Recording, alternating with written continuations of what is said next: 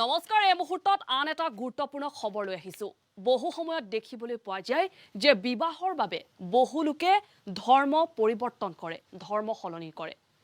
কোনো হিন্দু যুৱতী যদি মুছলমান যুৱকৰ সৈতে বিবাহত বহিবলগীয়া হয় তেনেহলে সেই যুৱতীগৰাকীয়ে ধৰ্মৰ পৰিৱৰ্তন কৰা দেখিবলৈ পোৱা যায় নতুবা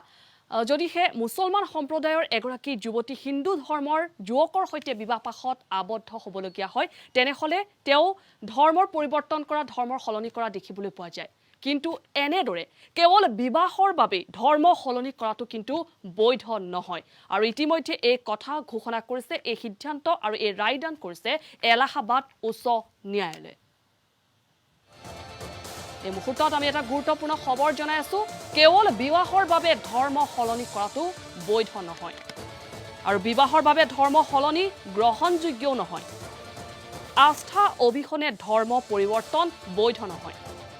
আৰু ধৰ্ম সলনিক লৈ এলাহাবাদ উচ্চ ন্যায়ালয়ে এক গুৰুত্বপূৰ্ণ ৰায়দান কৰিছে বিপৰীত ধৰ্মীয় দম্পতীৰ আবেদনত হস্তক্ষেপ কৰাত অস্বীকাৰ প্ৰদান কৰিছে এলাহাবাদ উচ্চ ন্যায়ালয়ে এগৰাকী মুছলমান ধৰ্মাৱলম্বী যুৱতীয়ে ধৰ্মৰ পৰিৱৰ্তন কৰি হিন্দু যুৱকৰ সৈতে বিবাহত বহিছিল আৰু তাৰ পাছতেই শান্তিপূৰ্ণ তেওঁলোকৰ বৈবাহিক জীৱনত যাতে পৰিয়ালৰ লোকে হস্তক্ষেপ নকৰে আৰু তাৰ বাবে নিষিদ্ধ কৰাৰ দাবী তুলি আবেদন কৰিছিল এলাহাবাদ উচ্চ ন্যায়ালয় কিন্তু এই আবেদন খাৰিজ কৰিছে এলাহাবাদ উচ্চ ন্যায়ালয়ে আৰু ৰায়দান কৰিছে যে কেৱল বিবাহৰ বাবে ধৰ্ম সলনি কৰাটো কেতিয়াও গ্ৰহণযোগ্য হ'ব নোৱাৰে কেতিয়াও বৈধ হ'ব নোৱাৰে আৰু বহু সময়ত দেখিবলৈ পোৱা যায় যে বিশেষকৈ যুৱতীগৰাকীয়ে ধৰ্মৰ পৰিৱৰ্তন কৰি বিবাহত বহিবলগীয়া হয় বহু যুৱতীয়ে যি ধৰ্মলৈ তেওঁ পৰিৱৰ্তিত হৈছে সেই ধৰ্মৰ বিষয়ে জ্ঞাত নাথাকে বা সেই ধৰ্মৰ প্ৰতি আস্থা আৰু বিশ্বাস নাথাকে আৰু তেনেকৈয়ে কিন্তু সেই বিপৰীত ধৰ্মৰ যুৱকৰ সৈতে বিবাহপাশত আবদ্ধ হ'বলগীয়া হয় আৰু তেনে ক্ষেত্ৰত কিন্তু সেই বিবাহ বৈধ নহয় বুলি ইতিমধ্যে ঘোষণা কৰা হৈছে আৰু ইতিমধ্যে ৰায়দান কৰা হৈছে আৰু এলাহাবাদ উচ্চ ন্যায়ালয়ত এগৰাকী এটা বিপৰীত ধৰ্মীৰ দম্পতীয়ে আবেদন কৰিছিল তেওঁলোক বিবাহত বহিছিল দুয়ো বিপৰীত ধৰ্মীৰ আছিল আৰু যুৱতীগৰাকী আছিল মুছলমান সম্প্ৰদায়ৰ আনহাতে যুৱকজন আছিল হিন্দু ধৰ্মৰ আৰু 2020 চনৰ 29 জুন তাৰিখে মুছলমান ধৰ্ম পৰিত্যাগ কৰি যুৱতীগৰাকীয়ে হিন্দু ধৰ্ম গ্ৰহণ কৰিছিল আৰু 31 জুলাই দিনটোত দুয়ো বিবাহপাশত আবদ্ধ হৈছিল কিন্তু এই বিবাহত লৈ শূন্য হৈছিল যুৱতীগৰাকীৰ পৰিয়ালবৰ্গ আৰু এই বিবাহক লৈ তেওঁলোক সুখী নাছিল যাৰ বাবে যেহেতু তেওঁলোকৰ বৈবাহিক জীৱন শান্তিপূৰ্ণভাৱে অব্যাহত আছিল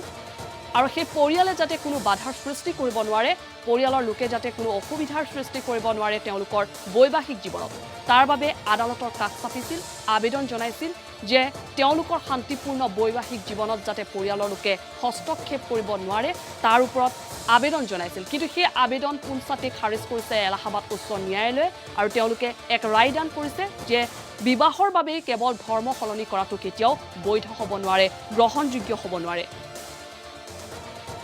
আৰু আদালতে 2014 চনৰ নুৰজহা বেগমৰ ঘটনাৰ উদ্ধৃতি দি কৈছিল যে কেৱল মুছলমান ধৰ্মৰ যুৱকজনৰ বাবে 2014 চনত নুৰজহাই হিন্দুৰ পৰা মুছলমান ধৰ্ম গ্ৰহণ কৰিছিল আৰু সেই মুছলমান যুৱকৰ সৈতে বিবাহপাশত আবদ্ধ হৈছিল কিন্তু সেই সময়ছোৱাত নুৰজহা বেগমে কিন্তু ইছলাম ধৰ্মৰ প্ৰতি আস্থা নাছিল ইছলাম ধৰ্মৰ প্ৰতি বিশ্বাস নাছিল আৰু বা ইছলাম ধৰ্ম প্ৰকৃততে কি আৰু সেই সম্পৰ্কত কোনো সবিশেষ তথ্য নাছিল বা সবিশেষ জ্ঞান নাছিল কিন্তু একমাত্ৰ সেই যুৱকজনৰ বাবে মুছলমান সম্প্ৰদায়ৰ যুৱকজনৰ বাবে তেওঁ বিবাহত বহিছিল আৰু সেই সময়তে প্ৰশ্ন উত্থাপিত হৈছিল যে এগৰাকী হিন্দু ধৰ্মাৱলম্বী যুৱকে মুছলমান ধৰ্ম গ্ৰহণ কৰি যুৱকৰ সৈতে বিয়াত বহাটো কিমান বৈধ বা এগৰাকী মুছলমান সম্প্ৰদায়ৰ যুৱতীয়ে হিন্দু ধৰ্ম গ্ৰহণ কৰি বিবাহত বহাটো কিমান বৈধ এনেধৰণৰ প্ৰশ্ন উত্থাপিত হৈছিল আৰু সেই সময়ত এক